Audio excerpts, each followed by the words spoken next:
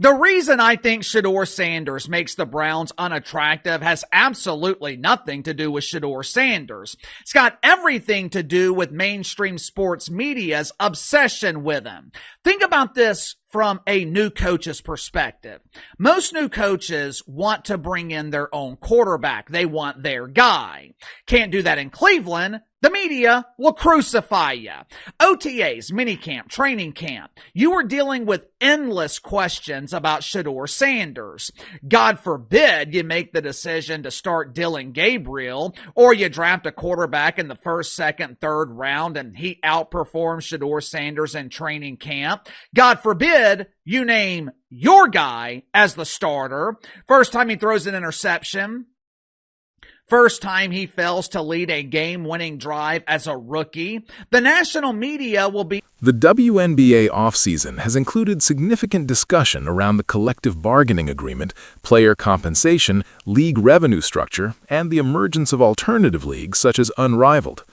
Public criticism of WNBA Commissioner Kathy Engelbert, speculation about strike possibilities, and conversations around leverage have shaped much of the narrative. At the center of the debate is economics. Unrivaled was introduced as an alternative professional platform, a second competitive lane that could give players more negotiating leverage in discussions with the WNBA. The theory was straightforward. If players had a viable outside option with meaningful financial backing and audience support, it would strengthen their bargaining position. However, early ratings data for Unrivaled's second season has prompted questions. Opening night reportedly averaged approximately 107,000 viewers on TNT, a notable decline from the previous year. While one data point does not determine long-term viability, it does influence how networks and investors evaluate sustainability. Leverage in labor negotiations depends on credible alternatives. For an outside option to function as pressure, it must demonstrate consistent audience interest, sponsorship support, and revenue potential.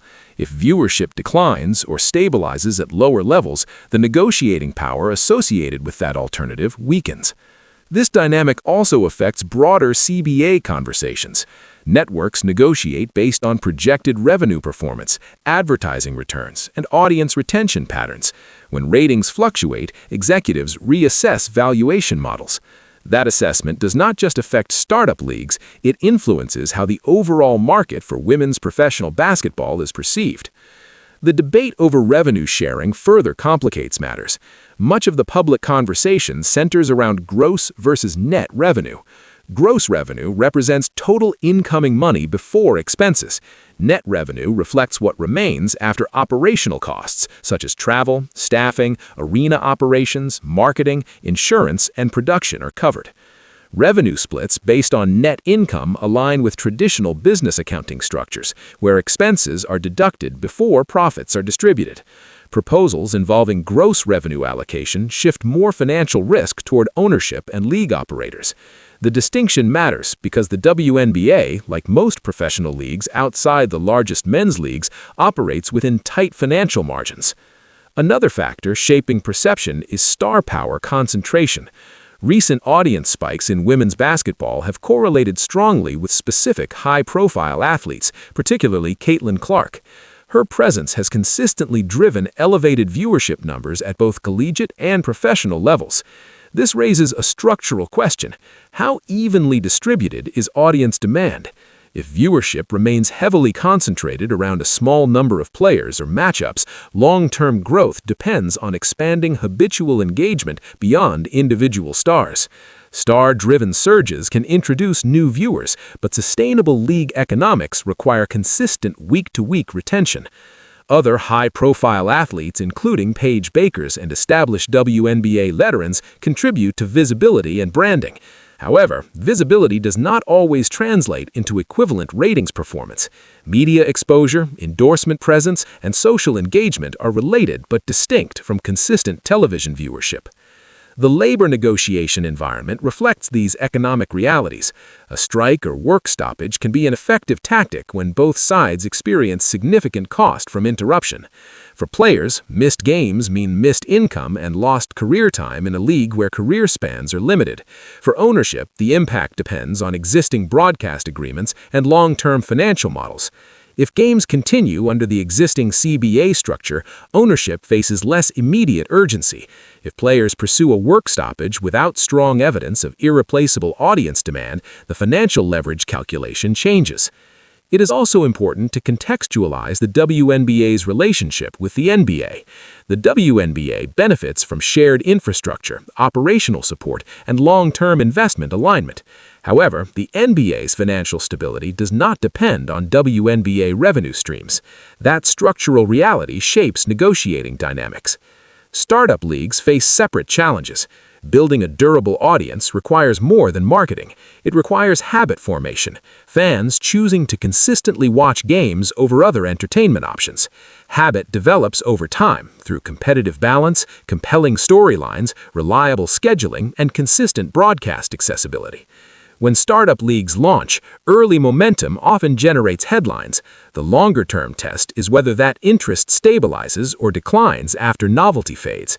Ratings fluctuations provide measurable insight into that trajectory.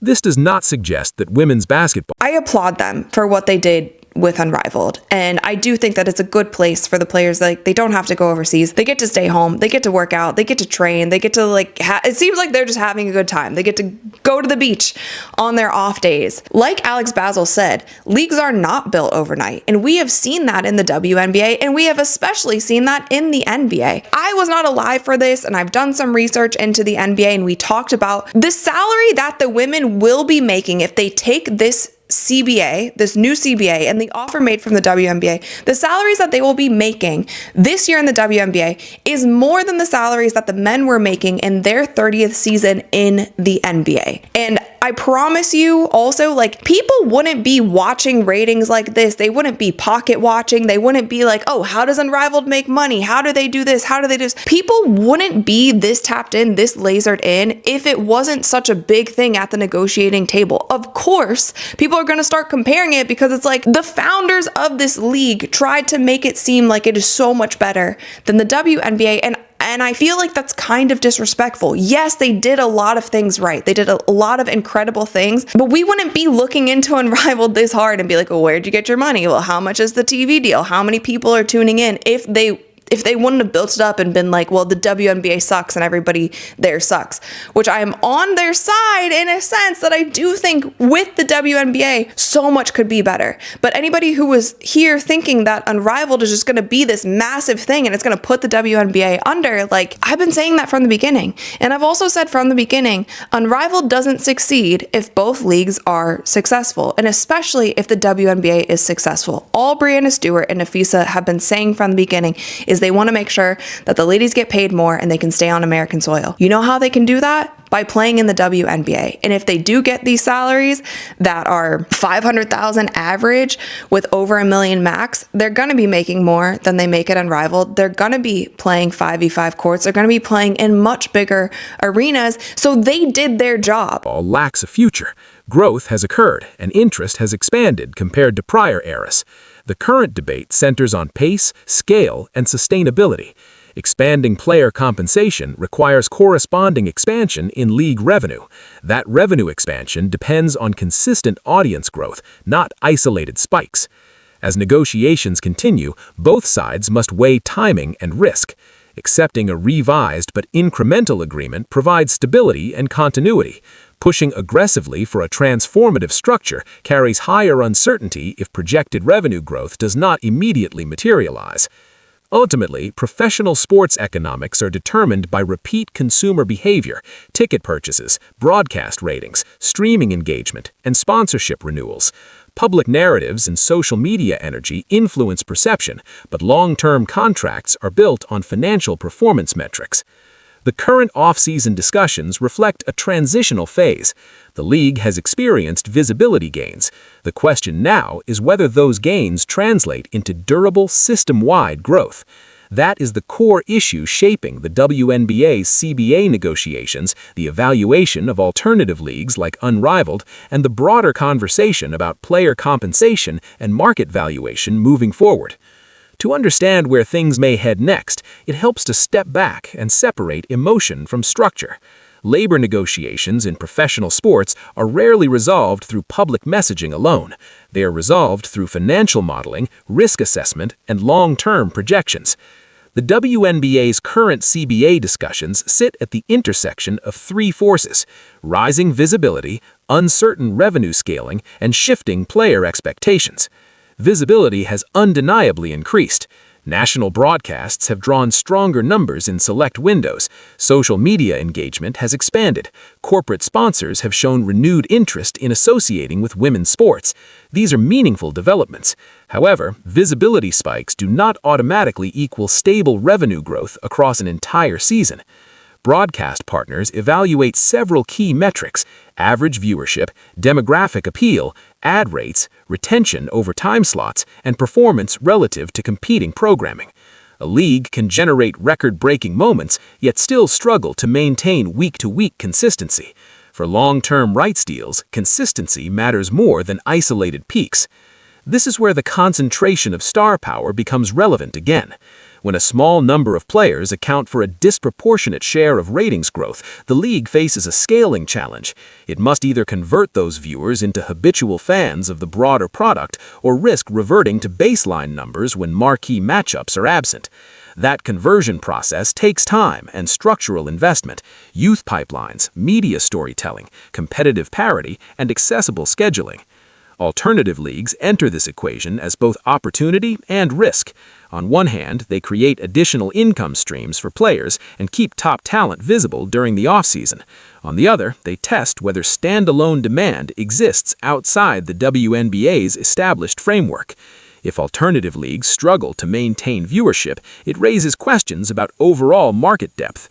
Investors and networks begin to differentiate between star-driven curiosity and durable league demand. That distinction influences how aggressively future contracts are structured. The financial mechanics behind league growth are straightforward. Revenue in professional sports generally flows from four main channels: media rights, sponsorships, ticket sales, and merchandise. Of these, media rights typically drive the largest percentage of expansion once a league reaches national broadcast status. For the WNBA to significantly increase player salaries, media rights valuations must rise accordingly. Sponsors often follow viewership data. Ticket sales reflect local support, but rarely carry the full weight of salary structure expansion unless attendance consistently reaches high thresholds across multiple markets. This is why negotiations around revenue sharing can become complex. Applying the pressure, questioning why you're not starting Shedeur Sanders. Remember what happened to the last guy in Cleveland? Remember what happened to Kevin Stefanski? When he refused to start Shedeur Sanders, the media accused him of holding him back. When he played Shedeur Sanders, the media accused Kevin Stefanski of sabotaging his career.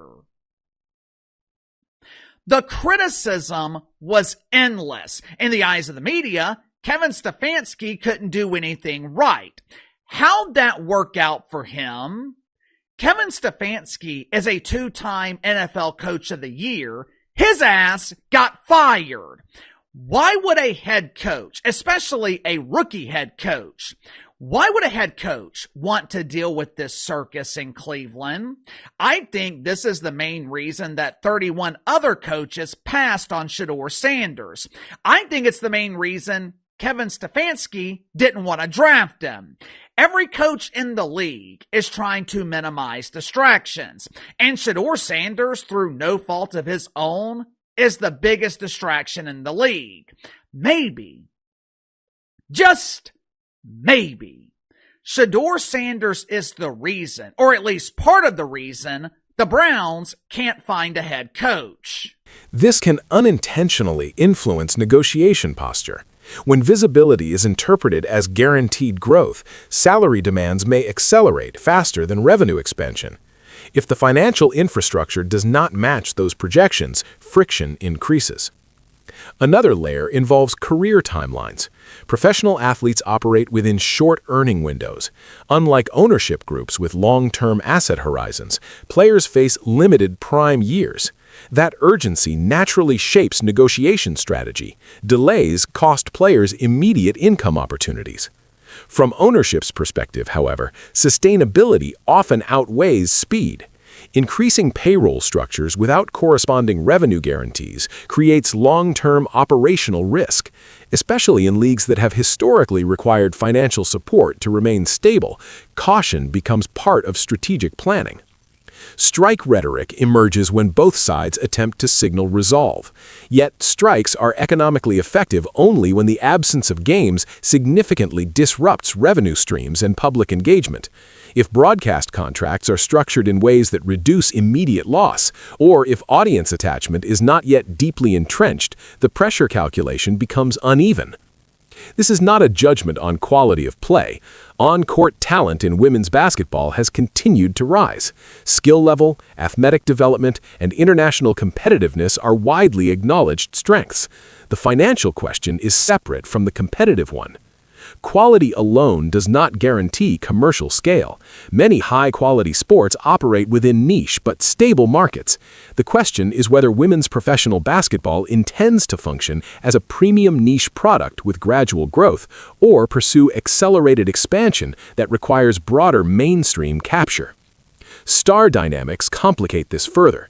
Generational players create opportunity windows. When those windows open, leagues can renegotiate rights deals, attract new sponsors, and expand audience reach. However, if expansion strategies assume that every emerging star will replicate peak numbers, planning becomes fragile. Diversifying the draw is critical. That means building team identities, rivalry narratives, playoff stakes, and appointment viewing culture. Long-term leagues thrive when fans identify with franchises as much as individuals. Another consideration is cost control. Travel, marketing, and arena operations are significant line items. Expanding salaries without optimizing cost structure reduces margin flexibility. Some leagues address this through revenue pooling, others through franchise expansion fees, and others through centralized media packaging. The WNBA's growth trajectory likely depends on how effectively it balances these levers. Investor patience also plays a role. Startup leagues often operate at losses in early years. Investors tolerate burn rates when growth curves justify it.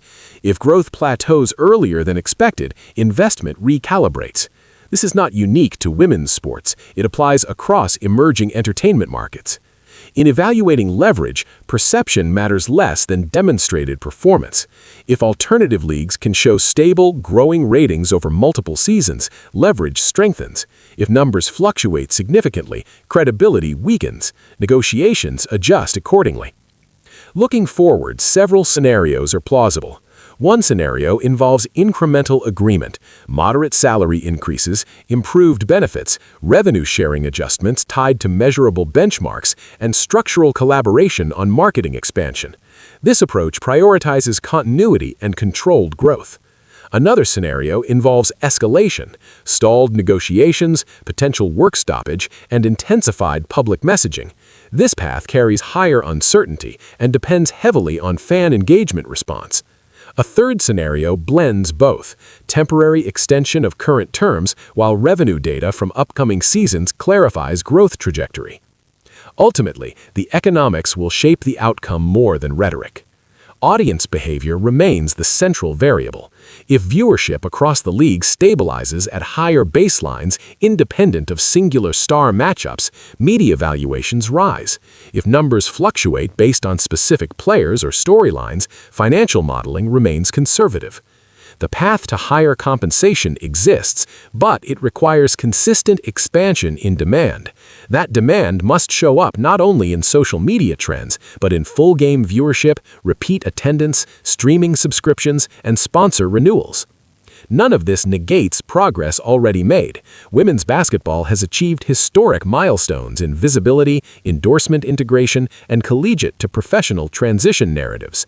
The current debate reflects a sport at an inflection point rather than one in decline.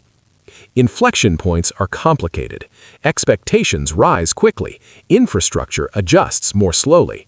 In the long term, sustainable growth likely depends on broadening the audience base beyond episodic spikes. Youth engagement programs, grassroots investment, broadcast accessibility, international market integration, and consistent storytelling all contribute to that expansion. Negotiations over the CBA are therefore not just about percentages, they are about defining the pace and structure of that expansion. Players seek compensation aligned with perceived momentum. Ownership seeks compensation structures aligned with realized revenue. The difference between perceived and realized growth defines the tension. As upcoming seasons unfold, data will clarify much of this uncertainty. Ratings trends, attendance figures, sponsorship renewals, and expansion interest will provide measurable signals. Until then, much of the debate remains predictive rather than conclusive. The broader takeaway is this: professional sports economics respond to sustained consumer behavior. Attention must convert into habit, habit must convert into revenue, revenue must support payroll. When that chain functions consistently, compensation scales naturally. When one link remains unstable, negotiations become prolonged. The WNBA and its players are navigating that chain in real time. The outcome will likely reflect a compromise between ambition and current market realities, not because one side wins outright, but because durable leagues tend to evolve through gradual structural alignment rather than sudden transformation. That alignment process is ongoing.